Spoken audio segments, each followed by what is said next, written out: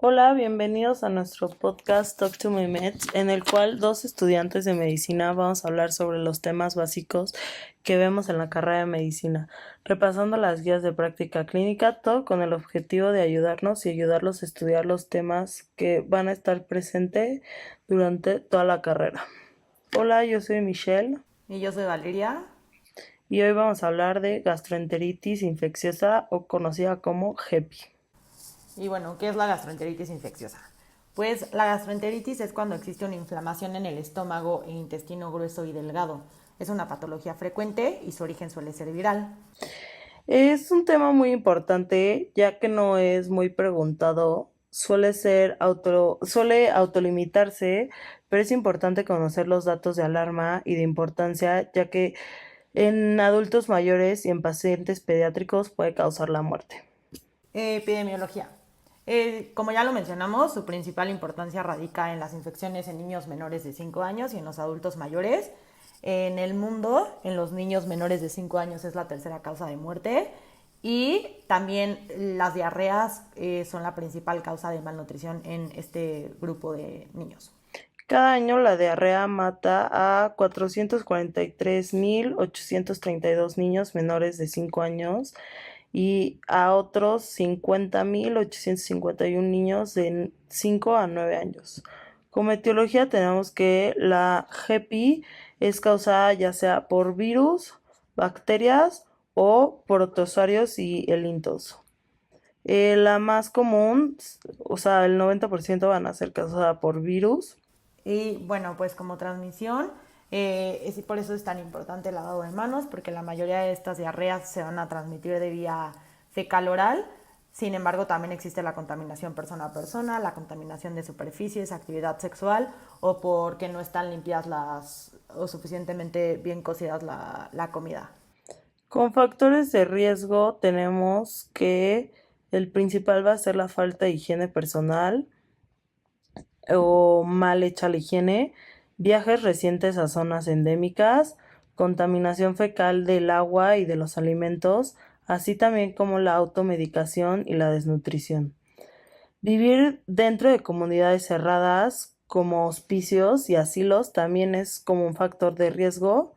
En automedicación que ya mencionamos, es haber tomado también como medicamento un antibiótico días previos a la infección, ya que este pues destruye la microbiota intestinal y causa disbiosis. Justo, y aquí pues solamente como para mencionar que el lavado de manos de forma correcta se hace mínimo 20 segundos y de esta forma podemos prevenir esta infección. Y También los mariscos y alimentos que estén bien cocidos, también esto es un punto importante. bueno, y tenemos que el Clostridium difficile es la causa más frecuente de diarrea nosocomial y se puede presentar después de la administración de antibióticos.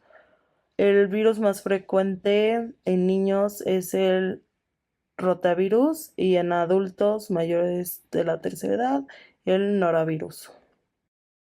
Y bueno, pues, ¿qué es la diarrea? La diarrea va a ser cualquier cambio significativo en las heces del paciente, ya sea en aumento de volumen, aumento de frecuencia o disminución de la consistencia.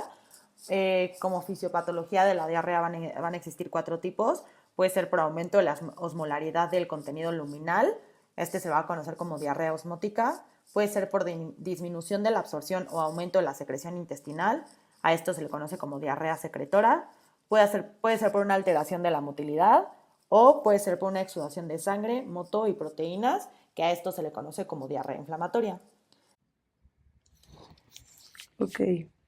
Y bueno, para saber si es una diarrea aguda o crónica, nos vamos a basar en la cantidad de tiempo que lleva con esta diarrea. Si es más de 4 semanas ya se considera diarrea crónica. Y luego tenemos la clasificación. La diarrea bacteriana se divide en inflamatoria y no inflamatoria. En la inflamatoria tenemos es la en la que va a existir una invasión a la superficie de la mucosa intestinal, por lo que se va a presentar un síndrome disentérico que va a ser acompañado de diarrea mucosa sanguinolienta, fiebre, cólicos intestinales y leucocitos en las deposiciones. Y la no inflamatoria va a estar mediada por enterotoxinas del mismo parásito o bacteria que esté infectando. Y en este caso no hay datos de bacteremia, hay diarreas acuosas, no hay moco presente, ni sangre y el volumen puede llegar a generar deshidratación.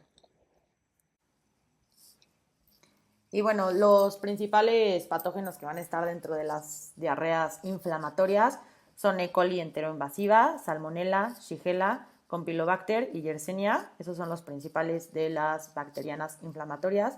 Y de las bacterianas no inflamatorias que están mediadas por enterotoxinas van a ser los principales Clostridium, Staph aureus, Vibrio cholerae, Salmonella, Clostridium, Staph aureus, Vibrio cholerae, Salmonella shigella, E. coli y Clostridium botulinum. Bien. Y pues bueno, dentro de las infecciones bacterianas también es importante mencionar la diarrea del viajero, que es muy conocida, es principalmente por E. coli enterotoxigénica y pues la enfermedad va a comenzar 2 a 3 días después de la llegada del viaje, dura 5 días y tiene mucho dolor abdominal. Y bueno, luego está la diarrea viral, es la principal causa de las diarreas infecciosas, como ya lo mencionamos. La principalmente es en rotavirus en niños menores de 5 años, calicivirus, adenovirus entérico, astrovirus y torovirus. Y la causa más común en adultos mayores es el norovirus. Y bueno, Ya que es Dale, dale. Ya que es importante que la única que se va a poder, va a tener una vacuna es el rotavirus. Entonces también es importante administrar esta vacuna en los pacientes que tengan factores de riesgo. Y bueno, las diarreas que son por protozoos pueden ser por una entiamiba, que es más frecuente en países de vías de desarrollo. La infección es por ingesta de los quistes. Posteriormente el trofocito va a invadir el epitelio y va a causar una colitis amebiana. Y en algunos casos este trofocito puede cruzar la barrera, diseminarse por vía hemática y llegar a causar un absceso hepático. Sin embargo, esto solo pasa en el 10% de los pacientes. El 90% se va a quedar como portadores asintomáticos de quistes. Y bueno, ahora como diagnóstico que tenemos, que el diagnóstico es meramente clínico, ya sea por las características de las heces que presenta el paciente, la epidemiología, la duración, todo esto son factores que nos ayudan a identificar al patógeno. Por lo general son HEPIs autolimitada, de 24 a 48 horas se resuelve sola. Sin embargo, en algunos casos podemos utilizar las pruebas de azul de metileno en fresco, en las que se observan las cantidades de leucocitos, y podemos hacer también un coprocultivo para saber qué tipo de parásito. También tenemos la PCR para saber qué tipo de virus es. Coproparasitoscópico es el que usamos para pacientes ancianos o de la tercera edad o con enfermedades de base. De esta forma nos ayuda a distinguir las herpes bacterianas, y si tenemos la sospecha de que es viral, se llega a hacer la PCR o el inmunoensayo y la microscopía electrónica para diferenciar el tipo de virus que esté infectando al paciente. Y tipo en la clínica, si vemos que la sintomatología empieza con menos de 8 horas después de la ingesta de alguno de los alimentos de riesgo, pues nos va a sugerir que es algún tipo de patógeno que libera toxinas. Y también si en la cantidad de leucocitos de heces vemos más de 3 campos por campo, más de 3 leucocitos por campo nos indica una diarrea inflamatoria, lo cual ya sería un dato de sospecha. Todos estos datos clínicos van a estar en la página de Instagram para que puedan verlos como claros, la epidemiología, la sintomatología y la bacteria que lo causa o el virus. Y bueno, por último, como tratamiento tenemos que, obviamente el objetivo del tratamiento de manera principal y urgente va a ser mantener al paciente hidratado En la diarrea del viajero sí se recomienda dar un antimicrobiano y en caso de mucho dolor se puede dar loperamida para disminuir los movimientos intestinales. Se da 4 miligramos por dosis vía oral. Y para tratar las diarreas por entramidas también se podría dar furoato de diloxanida, cloroquina o metronidazol, entre diferentes. Es importante por eso poder diferenciar de acuerdo a la clínica qué tipo de patógeno es el que está afectando. Y es importante recordar que la loperamida está contraindicada en la diarrea invasiva y en la colitis ulcerosa. Y también, como para mencionar, casi todos, los que son por bacterias, usan ciprofloxacino 500 miligramos 2 veces al día. Puedes usarla de 3 a 5 veces, de 3 a 5 días el antibiótico, no más. Y pues como ya mencionamos, la mayoría de estas infecciones son autolimitadas, sin embargo, en algunos de los casos, pues como ya mencionamos, puede ser necesario el uso de antibióticos y el tratamiento pues obviamente va a depender del tipo de patógeno del que estamos hablando. Y bueno, también se han demostrado en diferentes estudios que el uso de los probióticos puede ser recomendado, principalmente principalmente la Saccharomyces boulardii y los lactobacillus van a ayudar a disminuir el tiempo de diarrea y van a disminuir la gravedad de la que se presenta el caso. Enterogermina Bacillus clausii y se llegan a dar 3.4 ampolletas de dosis única en bolo, así la primera, y luego después se da una ampolleta cada 24 horas. Se ha visto que es como la mejor forma de curar la GEPI. O sea, ya no se da antibiótico. Antibióticos solamente con los probióticos. Ajá, con la ampolleta, pero tienes que dar una ampolleta de 3.4 de ampolleta. La ampolleta que tiene que ser de 1 billón cada ampolleta y das 3.4 ampolletas de dosis única en bolo y luego das una ampolleta cada 24 horas. ¿Por cuánto tiempo? De 7 a 10 días y no se puede tomar más de 3 ampolletas al día. Ah, ok, perfecto. Ya, luego también de tratamiento, a los pacientes se les deja dieta astringente. Ya se notó que no se debe suspender lácteos, porque no sirve de nada.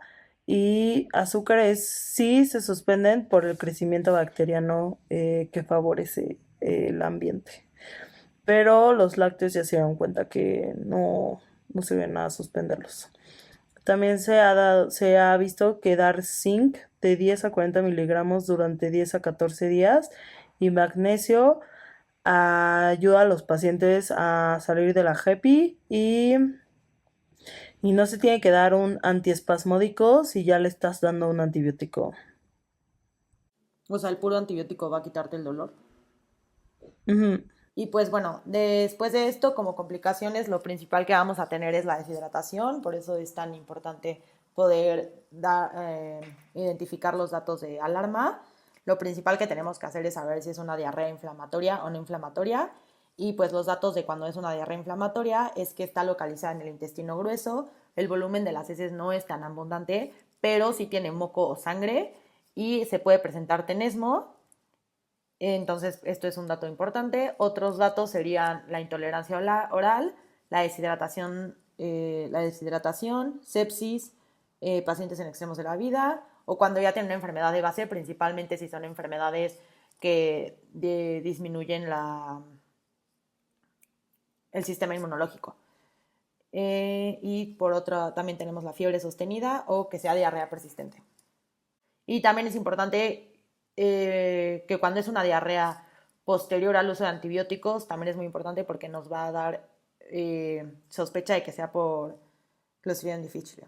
Y ya como un paréntesis, queremos mencionar que se debe indicar un coprocultivo a todas las diarreas inflamatorias con más de 3 días de evolución con un criterio de gravedad. También se recomienda una sigmoidoscopía a los pacientes inmunosuprimidos homosexuales con protitis, ya que se sospecha de Clostridium difficile. Y la proctitis es cuando tienes tenesmo rectal, urgencia y esputo rectal. Ok. Y también dentro del paréntesis queremos mencionar que la salmonela es más en pollo y huevo y el vibrio, esta bacteria se ve más en pescados. Y bueno, ahora como prevención tenemos que lo más importante de la GEPI es su prevención, por lo que hay que recordar que el aseo de los alimentos, así como su tiempo de cocción, se debe de tener muchísimo cuidado. También tener mucho cuidado en las residencias, utilizar el cloro para poder disminuir la propagación y lo más importante es el lavado de Y manos. bueno, como resumen, tenemos que la gastroenteritis infecciosa es cuando existe una inflamación en el estómago e intestino grueso y delgado. Es una patología frecuente y de mucha importancia en pacientes pediátricos y ancianos. La diarrea aguda infecciosa es causada por bacterias, virus y protozoos, principalmente por el norovirus en adultos y rotavirus en niños. Es importante diferenciar entre la diarrea aguda y la diarrea crónica y tener en cuenta los datos de alarma para poder sospechar cuando una persona tiene que ser internada por posible deshidratación. El diagnóstico es clínico, en algunos casos se puede llegar a utilizar pruebas diagnósticas para poder diferenciar el tipo de patógeno y el tratamiento igual va a depender del tipo de patógeno, sin embargo en la mayoría de los casos se autolimita. El tratamiento básicamente es la sustitución de líquidos, prevenir la deshidratación y lo más importante de las EPIs es la prevención. Pues bueno, eso es todo por hoy. Bye, muchísimas gracias por escucharnos. Recuerden que toda la información se sacó de las guías de práctica clínica y las guías de UpToDate.